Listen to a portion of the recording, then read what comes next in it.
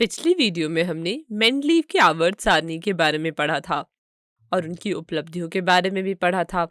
तो चलिए अब इसकी 3 महत्वपूर्ण सीमाओं के बारे में पढ़ते हैं। पहली सीमा के लिए मेंडलीव की सारणी के पहले समूह के क्षार धातु और 7वें ग्रुप के हैलोजन पे ध्यान दें। मेंडलीव की सारणी में हाइड्रोजन को पहले समूह में क्षार धातुओं के साथ रखा गया था। ऐसा इसलिए क्योंकि हाइड्रोजन का इलेक्ट्रॉनिक विन्यास क्षार धातुओं से मिलता है। दूसरा इसलिए भी कि क्षार धातु जैसे कि सोडियम, क्लोरीन, ऑक्सीजन और सल्फर के साथ मिलकर यौगिक बनाता है। ठीक उसी तरह हाइड्रोजन भी क्लोरीन, ऑक्सीजन और सल्फर के साथ मिलकर समान सूत्र के यौगिक बनाता है।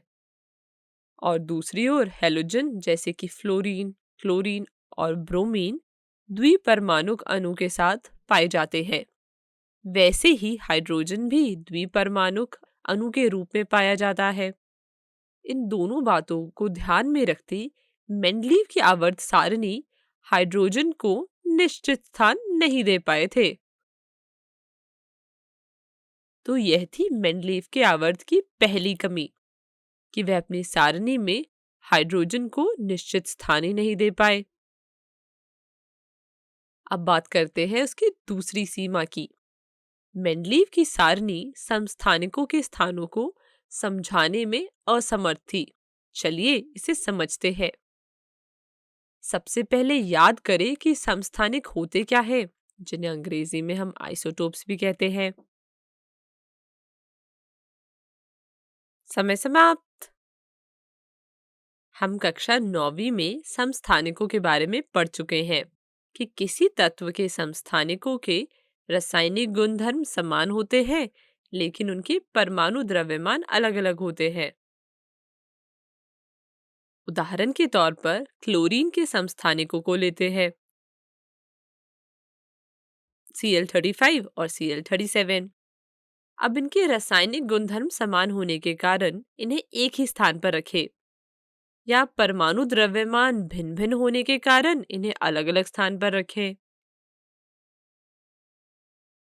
इसी तरह सभी तत्वों के समस्थानिक की जगह मेंडलीव के आवर्त सारणी की दूसरी कमी थी।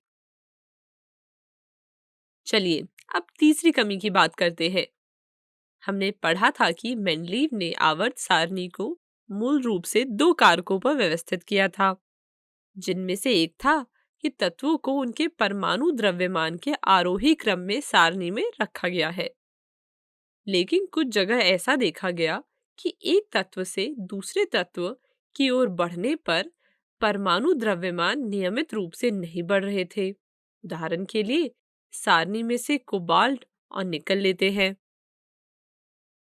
कोबाल्ट जिसका परमाणु द्रव्यमान 58.93 होता है और निकल जिसका परमाणु द्रव्यमान 58.71 होता है। अब आरोही क्रम में निकल पहले आना चाहिए और कोबाल्ट बाद में।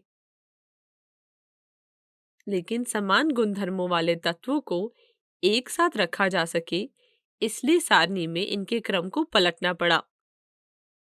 इस स्थिति में यह अनुमान लगाना मुश्किल हो गया कि अब इनके बीच के परमाणु द्रव्यमान को खोजे जाने पर कहाँ रखें, इससे पहले या बाद में। तो यह थी इस आवर्त सारणी की तीसरी सीमा। वीडियो को रोके, इन तीनों सीमाओं को अपनी कॉपी में लिख लें।